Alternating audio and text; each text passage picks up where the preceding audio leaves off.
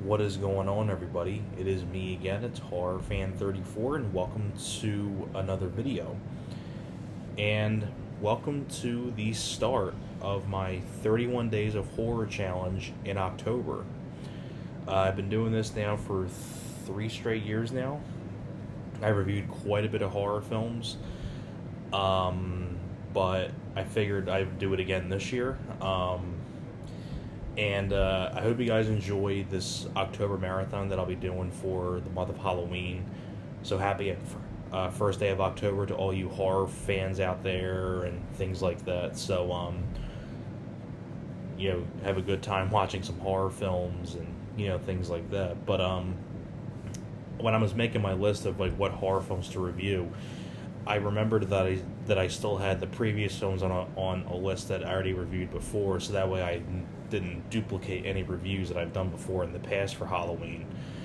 But so I picked out 31 more horror films that I haven't reviewed yet, and I figured this would be a really good one to start off with for the month of October. And of course, that review for day 1 will be on Alone in the Dark, which of course this is the new Scream Factory Blu-ray. Here's the original cover, the original poster for art for the film. They're out for blood. Don't let them find you. It's the tagline of the original poster. Which I always like that cover. It's the original poster art, but I also really enjoy the new artwork. If I can put it back in. But I also really enjoy that new artwork. But Alone in the Dark, not to be confused with the Uwe Boll film based on the video game from 2005. This is from 1982. This is directed by Jack Sholder. Now, this is before Jack Sholder did Elm Street 2 and Wishmaster 2 and The Hidden. Pretty solid horror director. I would say this is my favorite film of his that he's directed. And it's most recently become one of my favorite horror films of all time. I absolutely love this movie.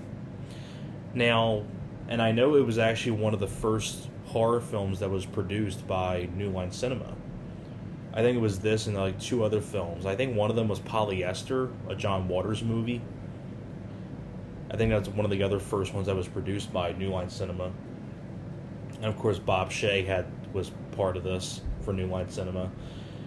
And I tell you, for a horror film like this, it's kind of labeled a slasher movie, but it's kind of hard to call it a slasher film because it's not really a big body count.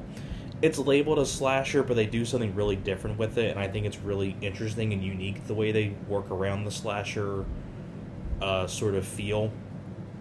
And I tell you, for a horror film like this, it's got a pretty damn good cast. It's got a great cast. You have Jack Palance. Jack Palance, I've always been a big fan of him as an actor, whether it be in Tim Burton's Batman, the first one, or, the bad guy in Young Guns, the bad guy in Tango and Cash, the City Slickers movies. Always been a huge fan of Jack Palance, and I miss Jack Palance. You also have Donald Pleasence, may he rest in peace, Dr. Loomis himself from the original Halloween. You have Martin Landau from Ed Wood, North by Northwest, a lot of other stuff, may he rest in peace. You have Dwight Schultz, Murdoch, before Murdoch in the A-Team. You also have Erland Van Lith. If you don't know Erland Van Lith, if you remember Stir Crazy, the real big guy that the Richard Pryor and Gene Wilder shared the cell with in prison. And he was also Dynamo in The Running Man. That's Erland Van Lith. Actually, him here. There's Jack Palance right there, Erland Van Lith, and you got Donald Pleasence on the back there. But the basic idea with Alone in the Dark is that it takes place in this small town, and you have Dwight Schultz as Dr. Dan Potter. He's a new doctor that comes into town with his family, and he gets a job at this mental institution that's headed by Dr. Bain, played by Donald Pleasence. Donald Pleasence plays the head of this mental institution. And Dwight Schultz is the new doctor. and Donald Pleasence is explaining to Dwight Schultz, he's like, all the other inmates around here are like kind of the common inmates, but like up on the third floor are like the most dangerous inmates in the mental institution, like the third floor inmates. And that's where you have people like, you have Jack Palance as Frank Hawks. Frank Hawks, Jack Palance was a guy who was a former POW. You have Preacher, played by Martin Landau, who was a pyromaniac who would set churches on fire. You have Erland Van Lith as a character named Ronald, who was a child molester. And then you have this fourth guy who is nicknamed the Bleeder, but you don't see his face. You just see bleeds from his nose, but you don't see his face. But there are these main four mental patients on the third floor of this institution, and they come to the conclusion that they think, because they're so deranged and nuts, they think that Dwight Schultz killed their old doctor because they don't like him, so they want to get revenge on him and his family. One night, there's a power outage in this town, there's a blackout, and because the third floor institution of the patients, they're held back by this electronic security lock. When the power goes out, those inmates escape from the third floor. So basically, Jack Palance, Martin Landau, Erland Van Lith, and the Bleeder go rampaging on this town, looting stores and things like that, gathering up weapons, and eventually it comes to them. They go out and find where the doctor's house is at, and they start terrorizing his family, pretty much, because they think that he killed their old doctor. And that's pretty much the plot of the movie. Now, what I love about Alone in the Dark is that, first off, it was just really cool to see this cast together. I mean, Jack Palance, Martin Landau, two legendary actors. Erland Van Lith, I always liked Erland Van Lith from The Running Man and Stir Crazy. Donald Pleasence definitely plays a very different character than, say, like Dr. Loomis. He's very, very loose and fun, and the way he greets like new people at his institution, he grabs them in bear hug. Like when he meets Dwight Schultz for the first time, he grabs him in a big bear hug and he picks him up, and he's like, oh, like that's like his sort of like welcoming him to the institution. So Donald Pleasence definitely plays a really open and loose character, that's for sure. It was really cool to see Donald Pleasence in a sort of that kind of role. I think Dwight Schultz did a really good job as the new doctor, and I will say there is a twist in this that I thought was actually pretty decent. It was a pretty decent twist that I didn't see coming. I want to say it, but I don't want to spoil it too much because I want to recommend this film to anybody who hasn't seen it. But what's really cool, and funny enough, like I remember, like when you look at the Bleeder, like the way he bleeds from his nose and things like that, it kind of reminds me of like when they did Valentine in 2001, where he had the killer, his nose bleeds, or the Cupid mask. Kind of makes me wonder if they got the idea from this movie. I mean, there's even a point where, because you don't see the Bleeder's face, but the Bleeder, when they escape from the institution, he ends up grabbing a hockey mask. Not like the Jason hockey, like it is a hockey mask, but it's not a Jason mask. It's sort of more like the Road Warrior, like Mad Max, like that guy who wore the hockey mask. So it's very much like that one. And, it's not really an overly gory movie. If you're expecting like a big body count film, you're going to be disappointed. But the way they worked around that is kind of interesting, where when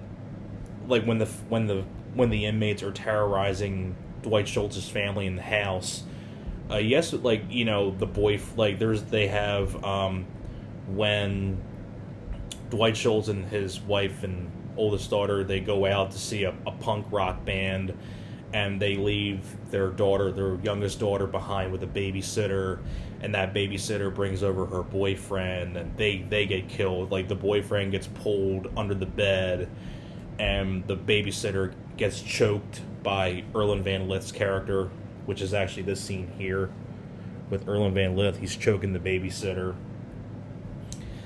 Um, and it's pretty interesting how like how they work around like the slasher like sort of thing, because like it's labeled a slasher film, and there are people that get killed in it. There's no doubt about it, but it's not like a big body count, say like a Jason movie or a Freddy movie or anything of like that, like a Sleepaway Camp. Like it's not like that at all. It's more dealing with this cast of characters, and there are some bloody moments, like when they find the babysitter and the boyfriend in the closet, and they're with blood on their neck. So you get a little bit of that. Of course, the bleeder, bleeding through his nose and things like that. And what I also really like about like when the inmates are terrorizing the family, I like how like each member of the family gets their chance to shine. Like they get the chance to give the killers their comeuppance. Like for example, like the little girl, she managed to cut Erland Van Lith's leg, and then this guy that I think Dwight Schultz's other family members met at this rally. He is helping them out, and he puts a meat cleaver in the back of Erland Van Lith's back, and he grabs a baseball bat and bangs it into the back even deeper to kill Erland Van Lith. I like the fight that Dwight Schultz has with Martin Landau, which is kind of like reminiscent of that scene there with Martin Landau, like that. And it's a pretty interesting way how they end the movie. I'm not going to spoil how they end it or anything like that, but it's definitely a very interesting way, and it's actually explained a lot on the commentary that Jack Shoulder did. But it's not really a film I can go into a whole lot of detail about without spoiling. Like the guy that the family members met at the rally, he plays into the twist. I'm not going to say how, but when you see the film, you'll be like, oh, okay, I didn't see that coming. It's kind of like similar to like I did. But if you really want to see like one of the first films produced by New Line Cinema, you want to see like a good psychological horror, not a psychological horror, but like a thriller horror film that has slasher elements. And it was just, you want to see this cast together. If you're a big fan of like Jack Palance or Donald Pleasence, Martin Landau, or Dwight Schultz, or things like that. And if you're a big fan of Jack Shoulder, and if you really enjoy like Elm Street 2 or things like that, you want to see like an early film that he did, I would highly recommend you check this out. Like I said, I really like the cast. It was just cool to see this cast together. It's got a pretty good twist in there, which I really enjoyed. Pretty interesting way how they end the movie, which is pretty different for a horror film, which I will say. It's got some nice bits of gore, not overly gory, but it's got some nice bits of gore when some of the killers do get killed. You got some pretty intense moments, like especially when the babysitter and her boyfriend get killed. Pretty intense scene there. I love the musical score in this by Renato Serio. I thought he did a good job on the score. Very creepy score. And a really, just pretty cool idea about a blackout and these mental patients escape this institution. They're causing rampage everywhere. But if you really want to see, I can go on and on about this film, but that'd be spoiling it. But Alone in the Dark is definitely a must-see if you're a big fan of horror films. So that is pretty much it for my review for Alone in the Dark. Thank you very much for watching, and I'll see you guys next time. Stay tuned for the second review for Day 2.